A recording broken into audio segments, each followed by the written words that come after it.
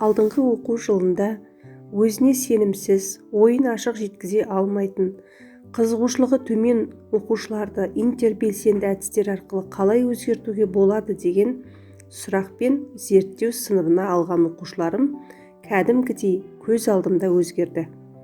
Оған зерттеуге дейінгі жинаған ақпарат, деректерім мен зерттеуден кейінгі өзгеріс арасындағы арақашықтықтың алшақтығы куә. Бұл сыныпта 4-ші жыл сабақ беруім өзімнің жайлап болса да динамикалық өсуді көруіме себеп. Осы іс-әрекеттегі зерттеуді ары қарай жалғастыру мақсатында қашықтықтан болса да 8-ші Г сыныбын қайта зерттеуге алдым. Ондағы мақсат шығармашылық сипаттағы өзіндік жұмыс түрлерінің бірі эссенің жазылу құрылымы сипатын үйрету. Жанрдың бұл түрін шығармамен шатастырады, дұрыс жаза бермейді. Осыған байланысты қашықтықтан оқыту жағдайында 8-ші Г сынып оқушыларын эссенің құрылымын сақтап, сауатты жазуға қалай үйретуге болады деген зерттеу сұрағын таңдадым. Сынып жетекшісі Самбетов Дамир ағаймен үнемі байланыс жасап отырамын. Оның үстіне 8-ші Г сыныбы іс-әрекеттегі зерттеу жұмысын жүргізу арқылы басты нысан қалған сыныптарымның бірі болғандықтан ата-аналарымен де таныс болып қалдым. Олар да пәнге қызығушылық танытады, хабарласып тұрады. Эссені дұрыс жазу үшін алдымен оны басқа жанрлардан ажырататын ерекшеліктерді ескеру қажет. Одан соң басты мәселе сауаттылық. Жазылым элементтерін, яғни сөйлемдердің құрылымын, сөздердің орын тәртібі, азат жолдарды байланыстыру, графика, орфография, пунктуация, жоспарлау бір-бірімен үйлесім табу керек.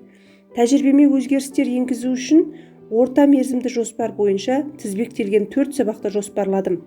Ең маңыздысы қойылған мақсатқа қол жеткізуге бағытталған нәтижеге негізделуі. Алғашқы сабағымда тек эссенің жалпы құрылымымен, жоспарлаумен таныстырдым. Блум әдісі арқылы эссенің кіріспе бөлімін жазудағы шарттарды үйреттім. Білу, түсіну, қолдану, талдау, жинақтау, бағалау тәсілімен игерілген сабақ оқушыларға әсер етті. А деңгейлі оқушым оқу озаты, белсенді, өз білімімен бөлісіп, диалог орнатуға бейім оқушы. Сыныптағы оқушыларға көмегі мол, тек эссе құрылымын меңгермеген. В деңгейлі оқушым оқу екпіндісі, сабағы жақсы, қызығушылығы бар, қиналатын тұстары да бар, сөздік қоры аз. Деңгейлі оқушым үлгерімі қанағаттанарлық, қызығушылығы, сауаты төмен. Алғашқы сабақты А деңгейлі оқушым мақсатқа сай игеріп алды.